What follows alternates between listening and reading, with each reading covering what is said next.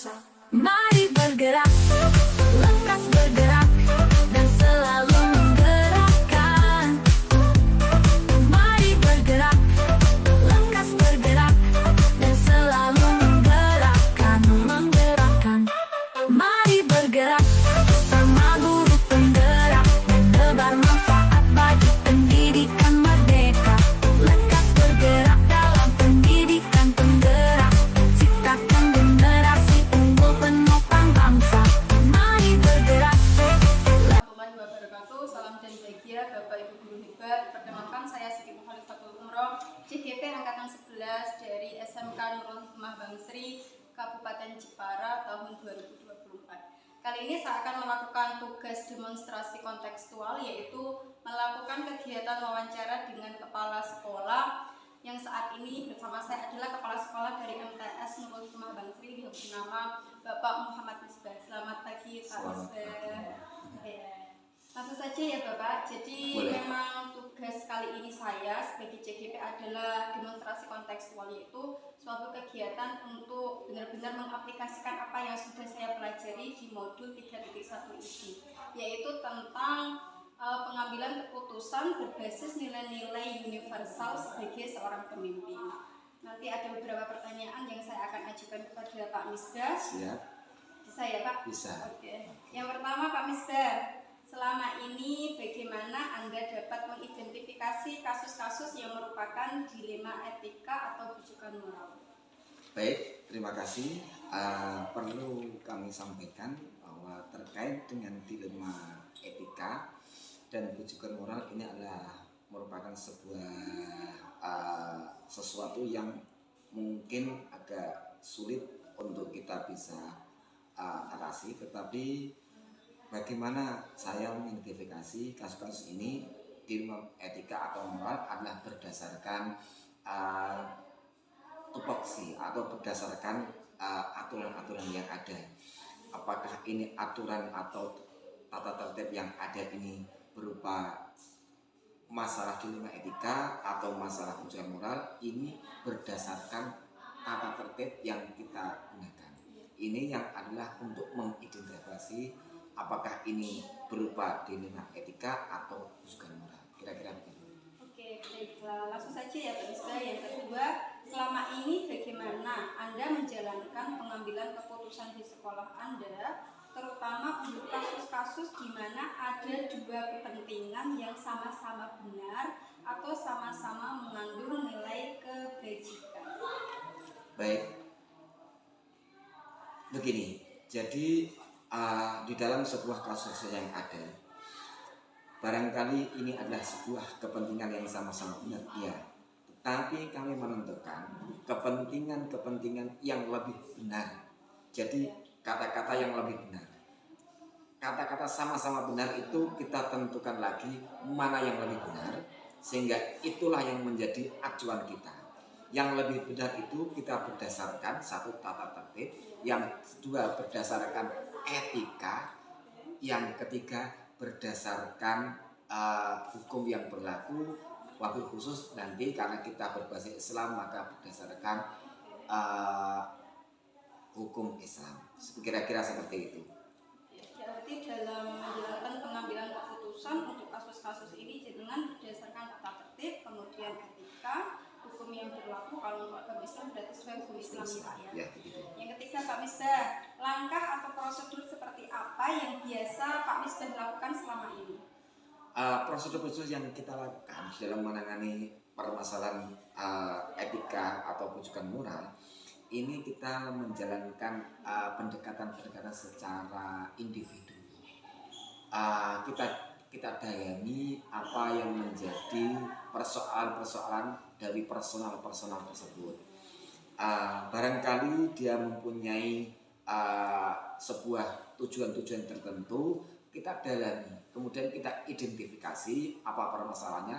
Setelah kita dalami dan kita identifikasi permasalahannya, kemudian baru kita menentukan langkah-langkah prosedur yang tepat bagaimana. Apakah ini harus sesuai dengan tata tertib yang ada, ataukah ini kita mengadakan langkah-langkah yang lain. Ini yang kita lakukan. Anda adalah yang pertama melakukan pendekatan individu untuk mendalami bagaimana personal tersebut, Iya. kemudian mengidentifikasinya dan menentukan langkah yang tepat itu Iya. seperti apa. Oke. Yang selanjutnya Pak, hal-hal apa saja yang selama ini merupakan tantangan dalam pengambilan keputusan pada kasus-kasus dilema etika? Nah, di dalam kita menangani kasus dilema etika ini, kita menggunakan pendekatan-pendekatan akhlakul karimah. Pendekatan akhlakul karimah ini insya Allah yang kita cocok kita lakukan. Karena apa? Dengan pendekatan dari akhlakul karimah, dari hati ke hati kepada personal-personal yang mengalami kasus-kasus tersebut, maka kita akan lebih menyelami apa yang menjadi persoalan di balik itu, mengapa mereka mengalami kasus dilema etika. Berarti tantangannya apa Pak Mister? Tantangannya adalah ketika personal tersebut tidak mau terbuka. Nah itu sebetulnya kita harus mencoba personal tersebut bisa terbuka apa yang menjadi problem mereka. Terima kasih. Berarti tantangan yang jenengan hadapi selama menyelesaikan kasus dilema etika ini adalah banyak personal yang belum mau terbuka tentang masalahnya seperti itu ya Pak. Kemudian yang selanjutnya, apakah Anda memiliki sebuah tata cara atau jadwal tertentu dalam sebuah penyelesaian kasus dilema etika? Apakah Anda langsung menyelesaikannya di tempat atau memiliki sebuah jadwal untuk menyelesaikannya? Itu atau prosedurnya seperti apa yang Anda jelaskan? Baik, untuk menyelesaikan masalah dilema etika, kami membuat semacam tim khusus. Tim khusus yang nanti akan membantu kami di dalam menjalankan sebuah penyelesaian kasus dilema etika. Nah, tim khusus ini yang akan menyusun jadwal-jadwal. Jadi ketika ini bisa diselesaikan dengan tim, maka ini persoalan ini akan menjadi lebih ringan. Dan prosedurnya tetap kita menggunakan prosedur baku yang sudah kita tentukan. Kira-kira seperti itu. Berarti ada tim khusus ya Pak Ya, untuk tim khusus. menyusun jadwal dan menyusun prosedur tersebut. Ya. Namun apakah bisa dipastikan Pak dilema etika itu pasti akan terjadi sesuai jadwal Pak? Saya kira tidak. Jadi nanti jadwalnya itu menyesuaikan dengan kasusnya. Oke, baik. Yang selanjutnya Pak Mister, adakah seseorang atau faktor yang selama ini mempermudah atau membantu Anda dalam pengambilan keputusan dalam kasus-kasus tersebut? Ya, jelas ini faktor-faktor yang membantu mempermudah satu dari guru-guru yang membantu, wabil khusus adalah nanti guru BK. Guru BK, dan juga kami juga melibatkan dari siswa-siswa, terutama dari pengurus OSIS di dalam menangani masalah dilema etika. Karena ini kalau masalah ini nanti jika ditangani antar sebaya, antar teman, nanti akan lebih mudah penanganannya. Oke, baik. Berarti untuk mempermudah dalam pengambilan keputusan ini, Pak Misbah berkolaborasi ya dengan Bapak Ibu guru, Ya. khususnya guru BK. Dan juga ketika hal itu berkaitan dengan siswa, maka siswa juga dilibatkan karena segala sesuatu kalau diselesaikan secara sebaya itu anak akan lebih terbuka dan akan lebih mudah untuk menyelesaikan masalah. Yang selanjutnya Pak terakhir, dari semua hal yang telah disampaikan, pembelajaran apa yang dapat Pak Misbah petik dari pengalaman Pak Misbah sebagai kepala sekolah dalam mengambil keputusan dilema etika? Tentunya pembelajaran yang paling utama di dalam sebuah sekolah adalah pembelajaran etika. Ketika etika itu ditekankan di dalam sebuah madrasah, maka semuanya akan mengikuti dengan baik. Nah, pembelajaran yang penting dari pengalaman-pengalaman ini adalah bahwa etika adalah sumber dari sumber perilaku baik. Ketika etikanya baik, kegiatan-kegiatan selanjutnya akan menjadi baik. Seperti itu. Pelajarannya berarti intinya mengenalkan etika kepada anak itu merupakan hal yang utama agar tidak terjadi kasus-kasus dilema etika. Terima kasih Pak Misbah untuk waktunya. Cukup itu saja pertanyaan dari saya. Terima kasih Pak Misbah. Sama-sama. Oke, demikian demonstrasi kontekstual kegiatan wawancara yang saya lakukan dengan Kepala Panitia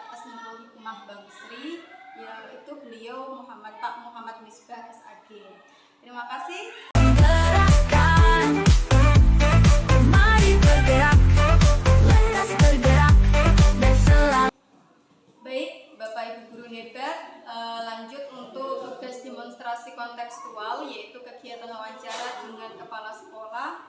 Yang selanjutnya adalah dengan kepala sekolah SMK Nurul Hikmah Bangsri. Beliau bernama Bapak Ahmad Yusuf Afifur Rahman SKOPI. Selamat pagi Pak Afif. Selamat pagi Bu Umroh. Baik Pak Afif, jadi ini adalah tugas demonstrasi kontekstual, yaitu tugas CGP, yang mana tugas ini memang perlu saya aplikasikan langsung untuk mengetahui sejauh mana pemahaman saya tentang materi di modul 3.1 ini. Oke, baik. Ada beberapa pertanyaan yang akan saya ajukan kepada Pak Afif. Monggo Pak Afif jawab sesuai yang Pak Afif alami atau memang jalankan selama ini. Itu ya Pak? Baik, baik. Langsung ke yang pertama, selama ini bagaimana Pak Afif dapat mengidentifikasi kasus-kasus yang merupakan dilema etika atau bukan moral? Oke, baik. Sebelumnya terima kasih atas kesempatan dan waktunya. Jadi pertanyaannya adalah bagaimana mengidentifikasi. Jadi biasanya kalau kita melihat dari case di sebuah organisasi itu pasti ada beberapa masalah yang muncul ya, atau persoalan yang muncul atau wacana yang muncul. Nah biasanya wacana-wacana itu kan nanti kita akan melakukan identifikasi. Biasanya ini akan berpengaruh pada keputusan-keputusan yang kita ambil. Jadi misalnya ketika nanti kita melakukan identifikasi, kemudian ada satu pendapat atau dua pendapat yang ini sebenarnya punya kepentingan yang baik. Nah, tetapi di dalam keputusan itu kita harus menentukan satu. Nah, jadi nanti biasanya kita akan melakukan uji pendapat kepada teman-teman atau pihak-pihak terkait mengenai tentang pengambilan keputusan ini. Jadi misalnya ketika ada dua pendapat yang baik gitu ya, jadi nanti kita akan pertimbangkan, kita akan uji kepada teman-teman mitra atau stakeholder kita seperti apa yang kita ambil. Jadi nanti biasanya ketika pendapat-pendapat itu muncul, nah disinilah nanti kita akan menemukan sebuah jawaban dari dilema etika itu. Jadi ini tetap pengambilan keputusannya adalah melibatkan semua struktur organisasi terutama di sekolah gitu ya. Nah, identifikasi secara teknisnya itu memang nanti kita akan mengumpulkan informasi, kita akan melakukan identifikasi kepada struktur sekolah seperti apa wacana yang muncul, sehingga nanti ketika kita sudah ketemu kita akan mampu untuk melaksanakan penyelesaian itu atau mengambil keputusan yang itu nanti akan satu ya, kita ambil keputusan melibatkan teman-teman. Baik. Oke, baik. Berarti kalau boleh saya rangkum ya Pak, berarti untuk mengidentifikasi kasus apakah itu dilema etika atau bukan moral, harus menjalani proses identifikasi dengan uji pendapat dari semua stakeholder yang ada dalam suatu organisasi. Kalau itu organisasi, kalau sekolah berarti semua pemangku kepentingan yang ada di sekolah. Oke, yang selanjutnya Pak, selama ini bagaimana Pak Afif menjalankan pengambilan keputusan di sekolah, terutama untuk kasus-kasus di mana ada dua kepentingan yang sama-sama benar atau sama-sama mengandung nilai kebajikan? Oke, betul. Jadi secara struktural memang sekolah ini kan di bawah yayasan gitu ya. Yayasan Nurul Hikmah Ulia, dan biasanya setiap keputusan yang kita ambil ini juga kita sampaikan pada pimpinan yayasan apakah ini ketika ada dua pendapat yang sama gitu ya, ini seperti apa pendapatnya gitu ya. Ketika nanti yayasan memberikan penjelasan-penjelasan itu akan menjadi bahan kita untuk menentukan apakah nanti yang diambil A atau B gitu ya. Terus yang kedua juga sama, kita akan melibatkan pemangku atau pengurus ya, pengurus yang memang punya kepentingan di sana, sehingga nanti kita akan pasti mengambil satu keputusan yang paling ideal, meskipun keputusan yang sama itu ideal, sama-sama ideal, tetapi kita memilih yang paling ideal dan yang paling oke. Dan ini biasanya sudah kita konsultasikan juga ya, dan ini juga pendapat pribadi, mana yang baik, mana yang meskipun sama-sama baik tapi kita ambil yang baik, seperti itu. Berarti yang pertama melibatkan yayasan ya Pak, karena kita naungannya kan di bawah yayasan. Kemudian setelah itu turun ke sekolah. Nah, dari situ jangan melibatkan semua stakeholder yang ada di sekolah untuk mencari solusi mana yang paling baik dari yang paling baik. yang paling baik. Oke, baik. Yang selanjutnya, langkah-langkah atau prosedur seperti apa yang biasa Pak Afif lakukan selama ini? Oke, jadi secara teknis dan prosedur memang nanti kita akan melakukan assessment terlebih dahulu. Biasanya akan pemanggilan ini ya, pemanggilan pihak yang terlibat misalnya.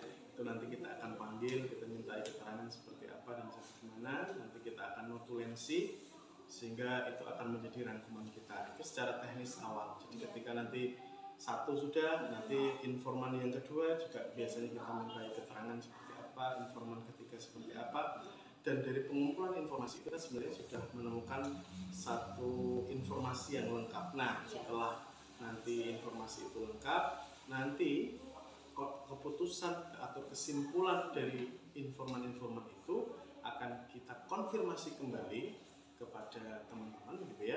Ini seperti apa ketika pendapatnya seperti ini. Nah, ketika nanti sudah approve atau sudah disepakati seperti itu, itulah biasanya yang nanti akan menjadi keputusan atau pengambilan keputusan itu secara teknisnya.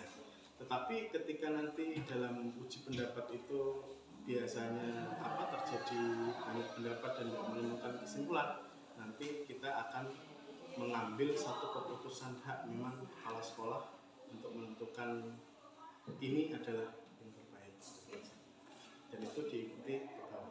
Oke, baik. Berarti secara teknisnya yang pertama melakukan assessment, yaitu pengumpulan informasi dari semua informan yang terlibat dalam kasus tersebut ya Kak ya. Kemudian setelah itu dilakukan kesimpulan, untuk kemudian dilakukan konfirmasi, dikembalikan lagi kepada stakeholder yang ada di sekolah, ini baik apa tidak, seperti apa, diputuskan bersama.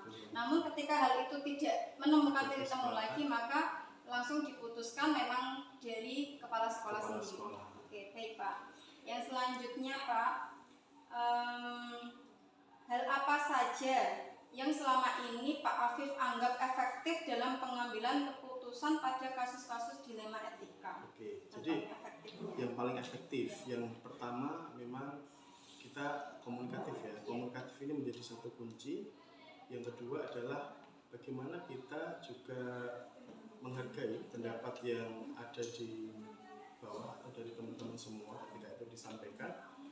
Jadi nanti secara teknis memang komunikasi kita jalankan, terus kemudian kita menerima apa yang menjadi saran dan pendapat ya, terus kemudian setelah itu kita terima dan kita lakukan, ini kita langsung nanti untuk melakukan keputusan itu.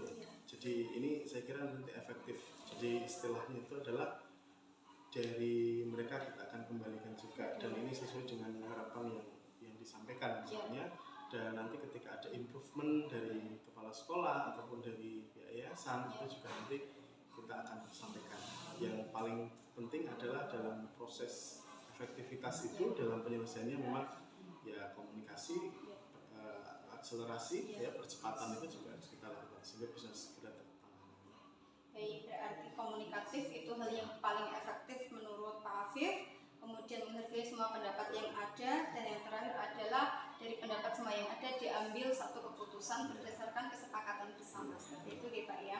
Yang selanjutnya Pak Afif, hal apa yang selama ini menjadi tantangan dalam pengambilan keputusan pada kasus-kasus tersebut? Iya, biasanya kalau tantangan-tantangan yang muncul memang ketika ada intervensi-intervensi yang itu merupakan pendapat-pendapat yang memang banyak muncul. Ini sebenarnya akan bisa melakukan tantangan tersendiri dalam mengambil keputusan, karena ketika kita mendengarkan satu komunikasi, satu pendapat dari A misalnya, dari B, dari C, dari pihak-pihak terkait, ini tentu akan menjadi tantangan tersendiri bagi saya, apakah nanti mempertimbangkan dari pendapat A, pendapat B, pendapat C, dan ini kan sangat dilematis sebenarnya dalam pengambil keputusan.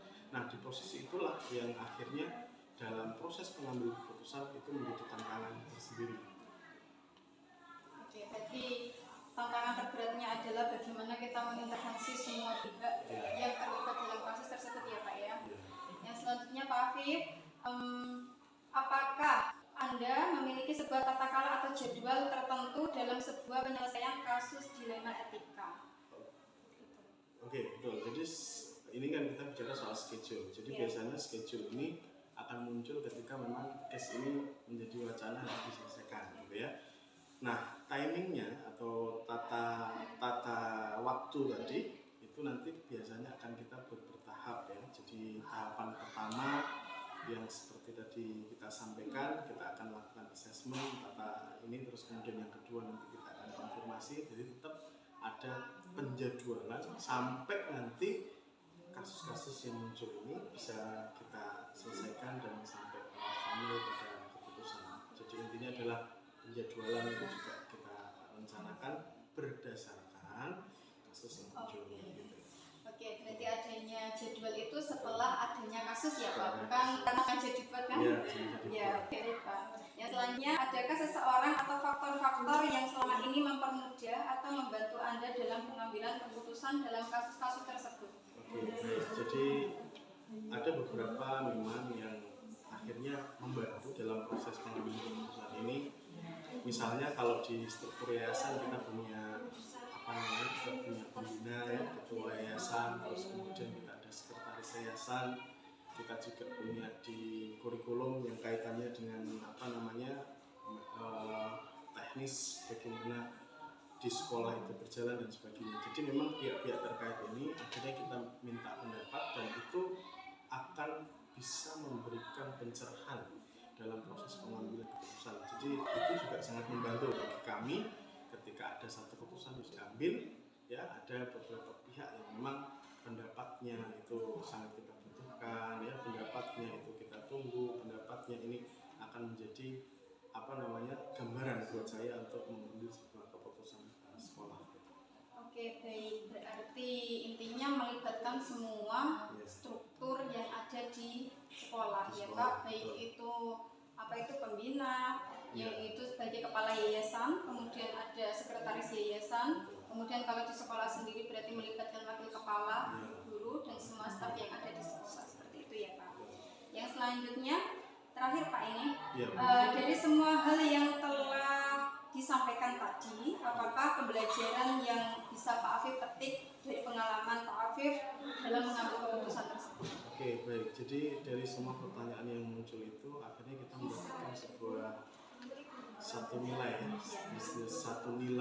kebijakan apa yang akhirnya harus kita pertimbangkan. Jadi pertama memang nilai-nilai yang bisa kita ambil bahwa di dalam memutuskan satu keputusan itu harus mengutamakan pendapat bersama.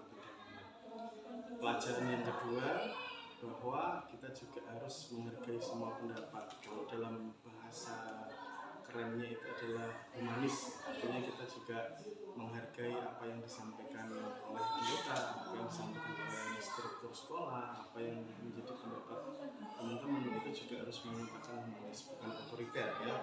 Terus yang ketiga juga, ini adalah keputusan baik, tetapi ada pilihan yang terbaik.